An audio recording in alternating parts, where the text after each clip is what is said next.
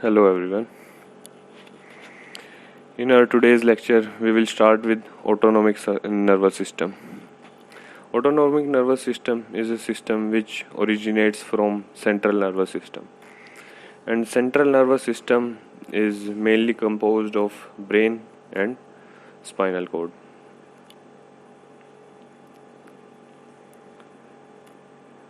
As spinal cord constitutes of 5 parts: cervical, thoracic, lumbar, sacral and coccyx. Cranial and sacral part forms parasympathetic nerves, and thoracic and lumbar part forms sympathetic nerves.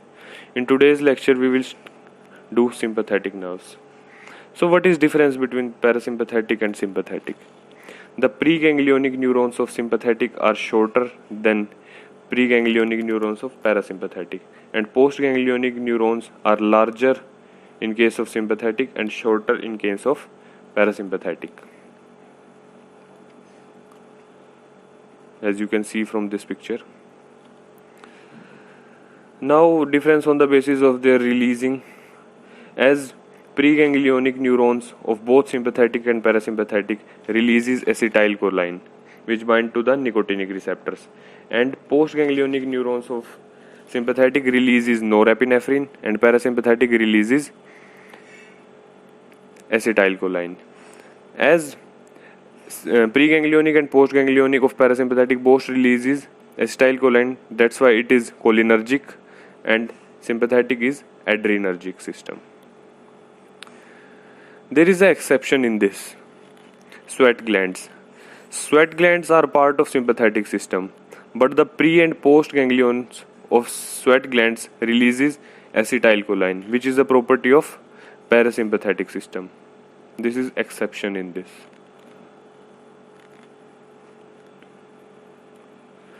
Now about the differences of parasympathetic and sympathetic.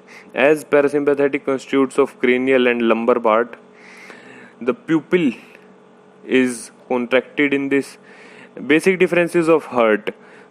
In heart, parasympathetic inhibits and sympathetic stimulates. Otherwise, in every part, parasympathetic stimulates and sympathetic inhibits. As in lungs, constriction; liver, stimulation of bile release; blood vessel, constriction; digestive system, GIT motility is stimulated, and uterus is relaxed. And in sympathetic system, pupil is dilated, heartbeat is increased, airways are dilated, lungs are dilated, sweat glands stimulate secretion, liver increase the rate of glycogen to glucose formation, digestive system, GIT motility is decreased, secretion of adrenal gland is stimulated, and uterus, vaginal contractions are increased in case of sympathetic system. Now about the acetylcholine mechanism. Raw choline comes inside to the vessels, and with the help of acetyl coenzyme A, it converts to the acetylcholine, which is ACH. Then acetylcholine is released, and acetylcholine is metabolized by acetylcholine esterase enzyme outside. Now we have some drugs which can inhibit the parasympathetic action. How we can inhibit it? We can inhibit the choline coming inside the vessels. We can inhibit the formation of acetylcholine from choline. We can inhibit the release of acetylcholine, and we can inhibit the metabolism. For first, we can use hemicolinum. For second, we can use vesmicol. For third, we can use botulinum toxin. And fourth, we can use physostigmine for inhibiting metabolism. Now there are some receptors of acetylcholines. There are two kinds of receptors, nicotinic and muscarinic. Nicotinic are of two kinds, NN neuronal and NM neuromuscular. NN are present in CNS, autonomic ganglia and adrenal medulla. Muscarinic are of three types, M1, M2 and M3. M1 is present at stomach, GIT. M2 is present at heart. M3 are present at pupil and lungs, and many other remaining things.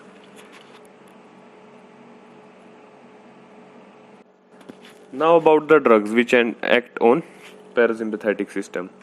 There are mainly two kinds of drugs, which are parasympathetic mimetics and parasympathetolytics. Mimetic are the drug which stimulates the action of enzymes, and lytic are the drugs which inhibit the action of enzymes. Mimetics are of two kinds, direct acting and indirect acting. In today's lecture, we will focus on mimetics. So starting with direct acting parasympathetomimetic drugs.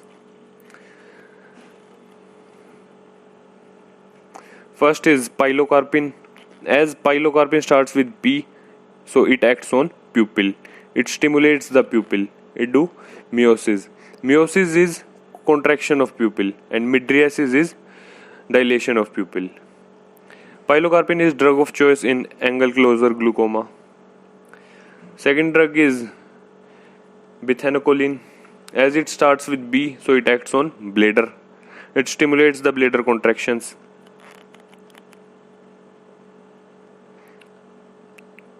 We can learn these drugs by their starting alphabet as pilocarpine P and bethanocol B.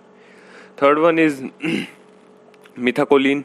It starts with M, so it acts on myocardium. It causes tachycardia, which is increased heartbeat, heart rate. It acts on heart. Fourth one is carbacoline. Carbachol, as it starts with C, it is common for M and N receptors. Cevimeline, it is the last one drug and it acts on C. It is useful for xerostomia, which is dry mouth. Now indirectly acting parasympathetomimetic drugs. There are two kinds of drugs which are reversible and irreversible. Reversible are further of two kinds and irreversible are also of two kinds. Reversible are lipid soluble and water soluble. Irreversible are organophosphates and carbamates. Starting with lipid soluble and water soluble, physostigmine is a lipid soluble drug and neostigmine is a water soluble drug. Physostigmine, the properties are, it is natural, it is made up of tertiary amines, it is non-ionized form, and it can cross all the membranes like blood-brain barrier. Neostigmine is synthetic and made up of quaternary amines. It is ionized and it cannot cross the membranes as it is water soluble. Now we have some case studies. First is atropine poisoning. Atropine poisoning, in this kind of poisoning, all the muscarinic receptors are blocked, such as M1, M2 and M3 receptors. Atropine also enters in the blood-brain barrier. For stopping the functioning, we need to metabolize the acetylcholine. As metabolize, stimulate the atropine, and we need to stop the atropine. Now to treat poisoning, we give physostigmine, which will go 50% to the blood, body parts, and 50% to the brain to treat atropine poisoning. As you can see, the symptoms of atropine poisoning are dilation of pupil, xerostomia, dry mouth, flushing skin, redness on the skin, rapid pulses, and difficulty in urinating. And we have a drug which is used as a drug of choice for atropine poisoning, that is physostigmine. Now another case study, which is senile dementia, also known as Alzheimer's disease. In this, it is the loss of memory in old age people due to the degeneration of cholinergic neurons in basal neurons of Maynard, which is present in forebrain. So to treat this disease, we need a lipid soluble acetylcholine esterase, which is physostigmine. But physostigmine, as we know, goes 50% to brain and 50% to the other body parts. But we need a drug which goes 100% to the brain. For this, we have a drug which is tacrine, but it was used earlier. It has side effects like hepatotoxic, and it is also a short-acting drug. So now we made some new drugs. We developed some new drugs for this, which are, we have a mnemonic for these. Dementia में Rahul Gandhi. D stands for donepezil, and M stands for memantine, and R stands for rivastigmine, and G for galantamine. Another case study in this of myasthenia gravis. Myasthenia gravis is a kind of muscle pain which occurs due to the attacking of neuromuscular receptors.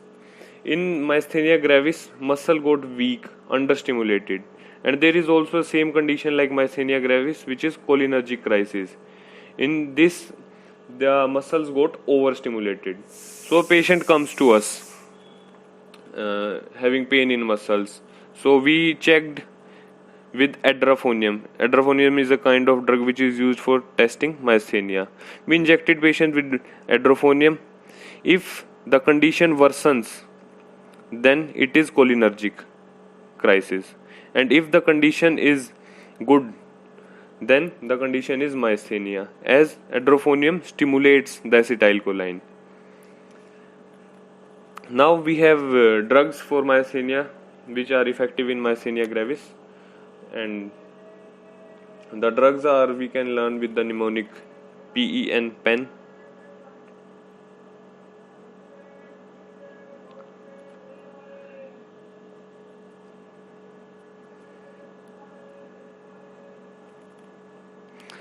As here P stands for pyridostigmine, E for adrafonium, and N for neostigmine. Neostigmine is used with atropine because neostigmine also acts on M1, M2 and M3 receptor. Atropine block these receptors. That's why neostigmine is used with atropine.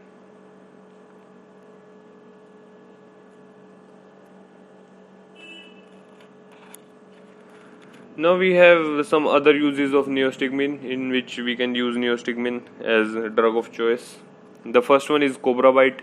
It is also the same condition like myasthenia. In this we have also to block the NM receptor. So it is like same condition. In this we can use neostigmine plus atropine. Next is post-operative paralytic ileus. When after operation GIT is not working, specifically ileum. So we know ileum contains M3 receptors, so we can give neostigmine which can stimulate these receptors. The third one is post-operative urinary retention.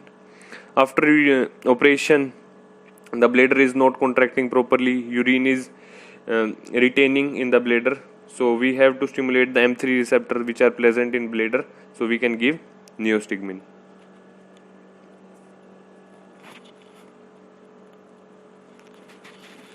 Next is about the irreversible drugs, irreversible indirect acting drugs. In this, we learn about two kind of drugs, organophosphates and carbamates. Organophosphates we have like malathion, parathion, serine, tabun, and DFP, which is diisopropyl fluorophosphate. Organophosphates and carbamates are mainly used as pesticides by farmers. Carbamates, we have only mainly two carbamates in our studies, which are carbaryl and propaxor. These are also used as pesticides by farmers. And we also have some oximes which are used as, oxime only works in organophosphate poisonings. There are two oximes which we can learn, pralidoximes and diacetyl monooximes, which are PAM, PAM and DAM. The last case study in this is organophosphate poisoning. As we know, organophosphates are highly lipid soluble, so these can cross the membranes easily and can cause stimulation on M1, M2 and M3 receptors. So due to this, if the farmer inhale the organophosphates, so the farmer can go to the conditions like coma. So now we have to treat these conditions. We have to block the M1, M2, M3 receptors. So we can give the drugs like atropine for this. Atropines are used in such emergency conditions. We can see the symptoms in these kind of poisonings like acidity due to M1 stimulation, bradycardia due to M2 stimulation, and meiosis, contraction of pupil due to M3 receptor stimulations. Now, what kind of drug we use for this? We can use atropine. Atropine is given intravenously for after every 5 minutes until we got the signs of atropinization. The main signs of atropinization are decrease in secretions like salivary secretions, GI secretions, and mydriasis, dilation of pupils, and tachycardia. Mydriasis is the most reliable symptom we can check physically by opening the eyelids of the patient. That's all for this lecture. Thanks for watching the lecture. and subscribe our channel Readymade for upcoming lectures. Thank you.